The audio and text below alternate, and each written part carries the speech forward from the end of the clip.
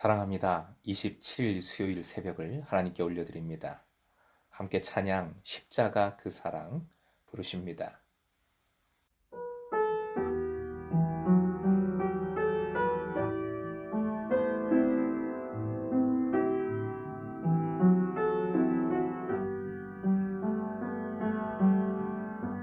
십자가 그 사랑 멀리 떠나서 무너진 나의 삶 속에 잊혀진 주 은혜 돌같은 내 마음 어루만한 지상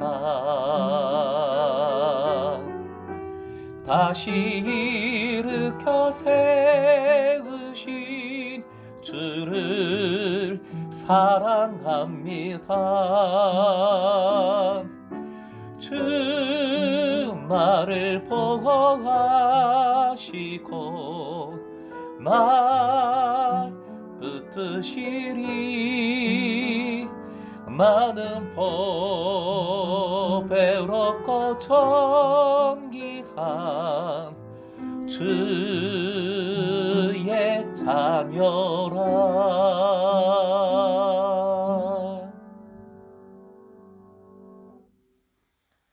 오늘 말씀은 마태복음 7장 1절부터 12절까지 생명의 삶 146쪽입니다. 주신 말씀 함께 읽겠습니다. 비판을 받지 아니하려거든 비판하지 말라. 너희가 비판하는 그 비판으로 너희가 비판을 받을 것이요 너희가 헤아리는 그 헤아림으로 너희가 헤아림을 받을 것이니라. 어찌하여 형제의 눈 속에 있는 티는 보고 네 눈 속에 있는 들보는 깨닫지 못하느냐. 보라, 내 눈 속에 들보가 있는데 어찌하여 형제에게 말하기를 나로 내 눈 속에 있는 티를 빼게 하라 하겠느냐. 외식하는 자여, 먼저 내 눈 속에서 들보를 빼어라. 그 후에야 밝히 보고 형제의 눈 속에서 티를 빼리라. 거룩한 것을 개에게 주지 말며 너희 진주를 돼지 앞에 던지지 말라. 그들이 그것을 발로 밟고 돌이켜 너희를 찢어 상하게 할까 염려하라.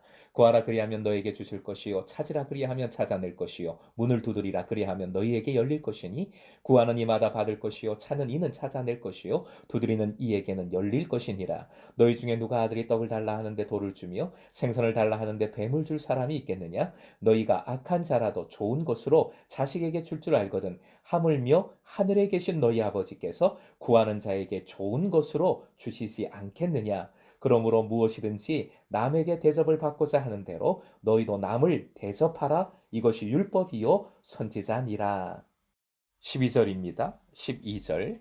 그러므로 무엇이든지 남에게 대접을 받고자 하는 대로 너희도 남을 대접하라. 이것이 율법이요 선지자니라. 오늘의 기도 제목, 결과에 실망하지 말고 나를 대접하시는 주님처럼 베풀게 하소서. 결과에 실망하지 말고 나를 대접하시는 주님처럼 베풀게 하소서. 본문은 예수님의 제자들이 다른 사람들과의 관계를 어떻게 맺을 것인가에 대한 말씀입니다. 사실 본문의 주제를 정하는 것에 많은 논쟁이 있어 왔습니다. 다양한 내용이 본문에 들어있기 때문이지요. 천재신학자 본 회퍼는 제자와 불신자라는 주제로 본문을 하나로 묶었습니다. 12절이 황금률이라고 하는 말씀인데 이를 정점으로 해서 본문은 그리스도인들이 다른 이들, 특히 불신자들과의 관계에서 하나님의 의, 착한 행실을 드러내는 인간관계의 대헌장이라고 할 수 있는 중요한 말씀입니다. 특히 그리스도인들과 교회가 세상으로부터 불신당하고 있는 이때에 더욱 중요한 말씀이 되겠습니다.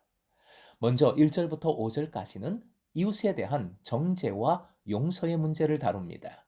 1절 말씀 비판하지 말라 명하셨는데 원어와 문맥상 더 정확한 표현은 정죄하지 말라입니다.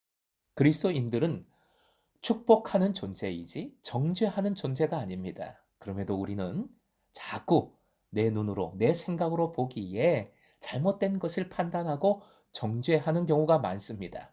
겉모습으로 함부로 정죄해서는 안 됩니다. 5절, 내 눈 속에서 들보를 빼어라 하는 명령은 용서에 관한 말씀입니다. 용서받아라 명하시는 겁니다. 하나님 용서의 사랑, 그 은혜를 받은 자는 자신의 들보를, 그 큰 들보를 해결해 주신 은혜에 감사하며 그 은혜로 살아가니 다른 이의 작은 티를 크게 확대하지 않고 오히려 용서하는, 용납하는 삶을 살아가는 겁니다. 6절, 진리를 분별하는 삶을 살라라는 말씀이지요. 거룩한 것과 진주는 진리, 복음이겠습니다. 개나 돼지는 진리와 복음을 거부하고 해하는 자들입니다. 정죄하지 말고 진리와 복음의 명령대로 모두 사랑하고 용서하고 품어야 하지만 그 일에는 겸손함과 신중함이 요구됩니다. 그래서 주기도문으로 기도하라 가르치신 겁니다. 나는 누구나 사랑하고 복음으로 변화시킬 수 있어 하고 함부로 만용을 부렸다가는 하나님보다 자기의, 자기 힘이 앞섰다가는 도리어 복음이 상하고 찢기게 됩니다. 오늘날 교회에 이런 만용이 있지 않았는가 성찰해 봐야 합니다. 7절부터 11절 응답을 확신하고 기도하라는 명령이지요. 6장의 기도 가르침은 주기도문을 포함한 기도의 가르침은 기도의 방식과 내용에 관한 것이었고 오늘 말씀 부분에는 응답에 대한 확신을 강조하고 계십니다. 사실 인간관계가 정말 어렵지요. 불신자와는 더욱 그렇겠습니다. 이럴 때에 제자들에게 주신 것이 바로 기도입니다. 7절, 8절 열심과 행위로 하나님의 응답을 끌어내는 것이 아닙니다. 우리는 언제나 하나님께 주권이 있음을 은혜로 살아야 함을 가장 먼저 붙들어야 되지요. 7절과 8절은 신적 수동태라고 해서 하나님만이 허락하시는 응답이 강조되어 있는 표현들입니다. 우리가 기도하는 것에 최선을 다하지만 허락하시는 분은 오직 하나님이십니다. 그리고 11절 하나님 아버지께서 주시는 것, 그 주심은 가장 좋은 것을 주신다는 것, 그것을 기도하는 자는 믿어야 합니다. 이렇게 기억하면 좋겠습니다. 따라해 주십시오. 하나님께서 주시는 것은 가장 좋은 것이다. 12절이 오늘 본문의 결론입니다. 더 나아가 산상수훈 전체의 결론이지요. 앞으로 가서 5장 17절 말씀 읽어드립니다. 내가 율법이나 선지자를 폐하러 온 줄로 생각하지 말라. 폐하러 온 것이 아니요 완전하게 하려 함이라 라고 예수님 말씀하셨지요. 12절 말씀에도 율법이요 선지자니라, 즉 전체 성경 말씀이라고 표현하시므로 이 말씀이 결론임을 알려주고 계십니다. 율법과 선지자라는 표현이 붙은 또 하나의 말씀 우리가 잘 알고 있죠. 하나님 사랑, 이웃 사랑의 말씀입니다. 하나님을 사랑하고 그와 같이 이웃을 사랑하라 라는 명령이지요. 12절 황금률은 동서양 철학이나 종교에서 많이 나타나는 내용입니다. 하지만 예수님의 황금률은 십자가 희생으로 용서의 사랑을 행하시는 예수님의 명령임을 잊지 말아야 합니다. 하나님 사랑, 이웃 사랑과 연결해서 예수님의 황금률은 반드시 사랑으로 실천해야 합니다. 결국 상대방이 나를 대접하면 좋지요. 그걸 바라는 마음은 당연히 우리에게 있지요. 하지만 진짜 대접을 그 사람이 하든 안 하든 나에게 오히려 욕을 하든 상관 말고 너무 연연해 하지 말고 계속 대접을 먼저 행하라는 겁니다. 이것이 제자들의 삶으로 실천해야 할 예수님의 십자가 황금률인 것입니다. 사랑하는 금성의 제자 여러분, 오늘 본문이 불신자, 세상 사람들과의 관계에서 착한 행실을 어떻게 나타낼 수 있을지 명한 말씀입니다. 함부로 정죄하지 말고, 그렇지만 신중함 속에서 하나님의 역사하심을 믿고 기도해야 하겠습니다. 기도가 중요합니다. 나에게 어떤 것이 주어질지 기대는 하지만 기대대로 상대방이 움직이지, 행하지 않았다고 너무 연연해 하지 말고 실망하지 마십시다.